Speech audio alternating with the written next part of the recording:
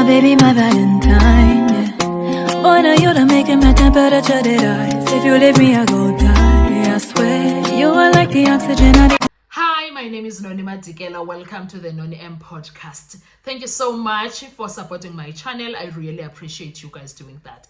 One of the things that are a surprise for me or is Gaxa from Unjabulo, no, from Usispet actually. Usispet the other day told us that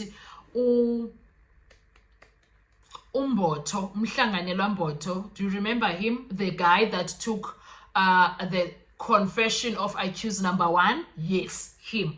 She told us that Umboto at some point in his life, he was a branch commander or branch manager there at Cleveland Police Station. And also that Ukininda at some point in his life, in his police career life, he worked at Cleveland Police Station as a detective. Allegedly under Umboto at some point in his career. So there is no way that Ukininda can come and mislead the court and say that he doesn't know Umboto. He needed to call people to get someone who can assist him with the confession of accused number 1. While also they also mentioned that there is a guy named I forgot his name, but what Shabalala that did a confession through Mboto, Kininda and Mboto, somewhere there. It's the Granger case.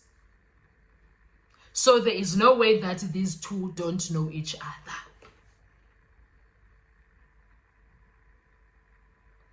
Do you see now, not only is according to Mukhola Mos, the confession of accused number 1 is misleading, right? So it's not going to work.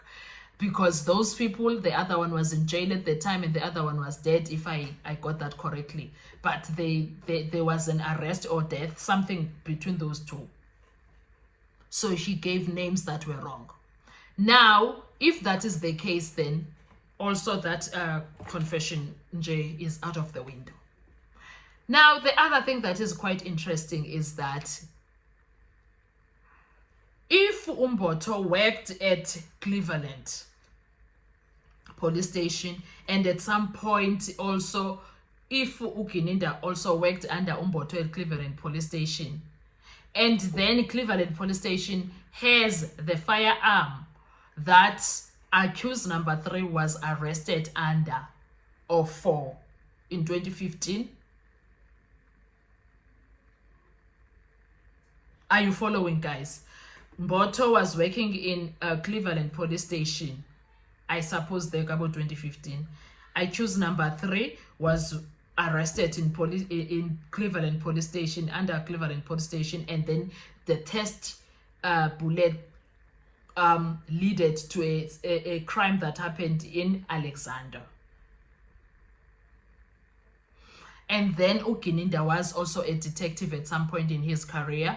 There, go Cleveland Police Station. I don't know, man. These are the allegations, guys. And now, the next thing that happens, Ukininda sends Umangena to go and fetch a firearm in Cleveland Police Station. And then this firearm is a 9mm. However, the people that were inside the house, when they talked about the weapon, they speak of a gun with a wheel. When you are defining a gun with a wheel, it comes out as a revolver.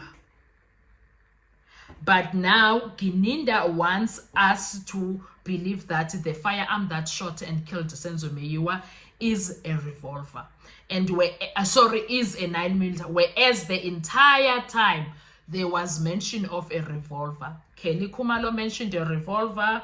Tomelo's description at some point in those things mentioned a revolver. Mtoko at some point mentioned a revolver.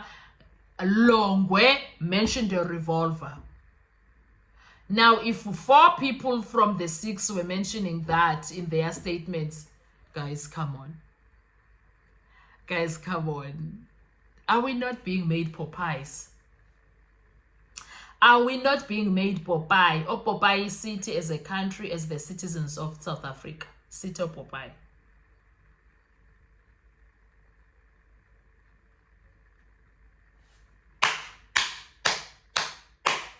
I'm telling you. City Opopai Gesana. City Opopai. I don't know the meaning of this. Figure it out, analyze it yourself. Mboto worked at Cleveland Police Station allegedly at some point in his career. Kininda worked at Cleveland Police Station as the detective at some point in his career. And accused number 3 was arrested under Cleveland Police Station at some point in his criminal activities life. Yo, hi son. And then accused number 3 is serving a crime for that Cleveland that ended up being a crime that was committed in Alexander. Did you hear this, guys? I want you to understand. And then the state wants us to believe that now Kininda, by the way, brings evidence that says that all of a sudden now it says that the firearm that was used to shoot and kill Senzo Meyiwa is a 9mm. Him and the ballistic expert, which is Chris Mangena. That's what they are telling the court. That it matched. Chris Mangena is the one that's telling the court. Kininda says there is this firearm. Chris Mangena tests it and says that this is the firearm. While we are talking about that, remember that there was evidence that there was, it was from Umhlahlo. She found bullet, what projectiles, whatever. But she found things of a bullet there behind glass jars that were not broken. And this is the crime scene. She came the following day after 9 or 10 o'clock, something between 9 and 10 in the morning. Whereas there were people the entire night. The entire night, the police came there around 9 o'clock, past 9 or else. Past between 9 and 10. Past 9, the police arrived. From that time up until this night, so it's been 12 hours, there were police there.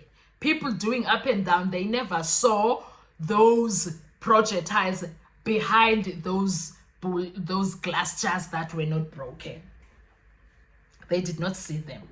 And then now we are expected to believe that those were there. The defense claimed that no, those were planted. There's no way that there are people who are doing up and down and then those were never found. The next thing you want us to believe that it was there. Doesn't make sense. Then the report says that Senzo was killed by a tall person. Point blank. By a tall person. I wonder if it's possible to check if that person was left-handed or right-handed. Because accused number 3 is left-handed. I think I've seen him writing with his left hand. He's left-handed, yes. Injalo ke sana, those are zesigaxa sokuthi. And then the next thing, Umtshali does not remember well ukuthi what happened when it comes to who organized for the ballistic expert to come and fetch. He doesn't remember much. All he knows, he went and fetched because he's the one that looks after that place. So nje kun, and then Umtshali was where? Cleveland, right? Kuningi, guys. Kuningi. And then there is a matter of the bag that Umangena received was opened. He wrote that in his statement. It is what it is, guys. What are your thoughts when it comes to all of this? Because wow, the Senzo Meyiwa case is a complex situation. Let's talk with comment section. Thank you so much. Enjoy your day. Bye-bye. Survive, I'll be on.